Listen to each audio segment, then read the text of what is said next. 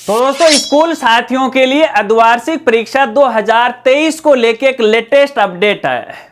अब आपको परीक्षा के साथ साथ नियमित कक्षाओं का भी संचालन करना होगा। जी हां, क्योंकि इसके लिए शिक्षा विभाग के द्वारा अर्धवार्षिक परीक्षा को लेकर नवीन दिशा निर्देश हैं वो जारी किए गए।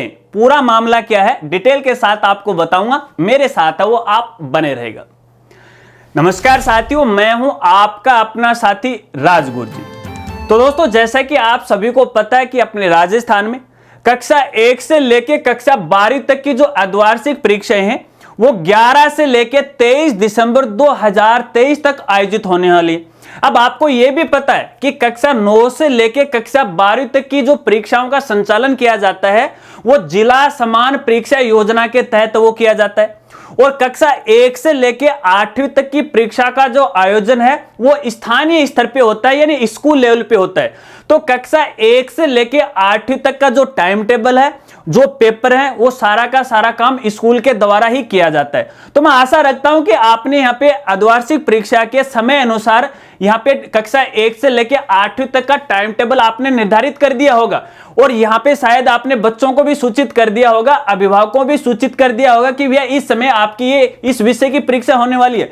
लेकिन भैया यहाँ पे राजस्थान शिक्षा विभाग के द्वारा अर्धवार्षिक परीक्षा के दिशा निर्देशों में या नियमों में थोड़ा बहुत परिवर्तन किया गया है, और परिवर्तन ये किया गया है कि अब आपको अर्धवार्षिक परीक्षा के साथ साथ विद्यार्थियों की अतिरिक्त जो कक्षाएं हैं या नियमित कक्षाएं हैं उनका भी आपको संचालन करना पड़ेगा कक्षा 1 से लेकर 8 तक। अब कुछ साथी ये कह सकते हैं कि राजगुरु जी अब ये क्या मामला है कि भैया यहाँ पे शिक्षा विभाग है इतनी लेट क्यों जागता है हमेशा, जब हमारी तरफ से पूरी तैयारी कर ली जाती है उसके बाद पता नहीं कौन से नए दिशा निर्देश वो जारी कर देता है। तो भैया देखिए इस बारे में तो मैं कुछ कह नहीं सकता, लेकिन यहाँ पे जो नवीन दिशा निर्देश जारी किए गए हैं उसके मुताबिक ये भी कहा गया है कि आपको यहाँ पे देखिए परीक्षा का जो आयोजन है कक्षा 6 से लेकर 8वीं तक वो द्वितीय पारी में करवाना चाहिए, ताकि सुबह की पारी में इन विद्यार्थियों की नियमित कक्षाओं का संचालन हो सके, और इसी तरह से कक्षा 1 से लेकर 5 तक की जो कक्षाएं हैं वो बाधित नहीं हो, वो भी लगातार है उनकी नियमित कक्षाएं हैं वो चलती रही।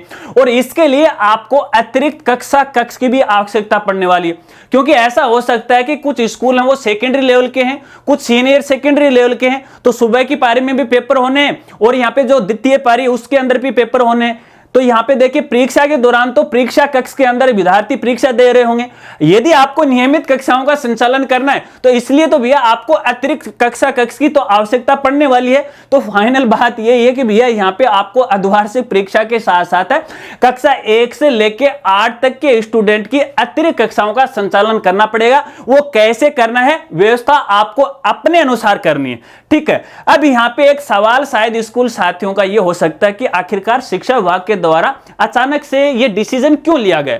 तो देखिए दोस्तों, जहां तक मेरा मानना है और मेरा जो अनुभव बोल रहा है, आपको पता है कि अपने राजस्थान में हाल में चुनाव है वो समाप्त हुए, और इन चुनाव के अंदर गवर्नमेंट टीचर की ड्यूटी है वो भी लगी हुई थी। तो इस दौरान यहाँ पे स्टूडेंट की जो पढ़ाई का जो काम था वो पूरी तरह से बाधित था, और देखने में ऐसा है कि यहाँ पे स्टूडेंट का अर्धवार्षिक परीक्षा का कोर्स है वो भी पूरा नहीं हुआ। तो कहीं ना कहीं शिक्षा विभाग को यहाँ पे कमी लगी कि भी परीक्षा के साथ साथ है यहाँ पे उनका कोर्स भी पूरा हो जाएगा, या फिर उनकी जो पढ़ाई है वो रिकवर हो जाएगी, इसलिए यहाँ पे है नियमित जो कक्षाएं हैं संचालन के लिए ऐसा कहा गया। और ये काम आपको प्राथमिकता से करनी है, इस बात को भी आपको ध्यान रखना। लेकिन फिर यहाँ पे दूसरा सवाल ये उठता है कि यार कक्षा 9 से लेकर 12 तक के स्टूडेंट नहीं है क्या, उनकी अतिरिक्त कक्षाओं का क्यों नहीं संचालन हो रहा है। तो भैया वो थोड़े से बच्चे हैं वो बड़े हो जाते हैं, समझदार हो जाते हैं, वो थोड़ा रिकवर कर लेते हैं, और 1 से लेकर 8 तक के बच्चे हैं उनमें थोड़ी समझदारी IQ लेवल थोड़ा सा कम होता है। तो ऐसे में देखिए उनकी तैयारी अलग होती है और 9 से 12 वालों की तैयारी अलग होती है। और बाकी तो ये देखिए यार विभाग का फैसला, उसमें हम तो कुछ नहीं कर सकते, जो डिसीजन उन्होंने लिया है वो तो हमें यहाँ पे मानना पड़ेगा। अब यहाँ पे स्कूल साथियों को एक खास बात आपको बताना चाहूंगा। देखिए अर्धवार्षिक परीक्षा के दौरान है आपको लगातार जो स्टूडेंट का अटेंडेंस जो रजिस्टर है, उपस्थिति रजिस्टर है, उसके अंदर भी आपको उपस्थिति है वो रोजाना आपको दर्ज है वो करनी पड़ेगी।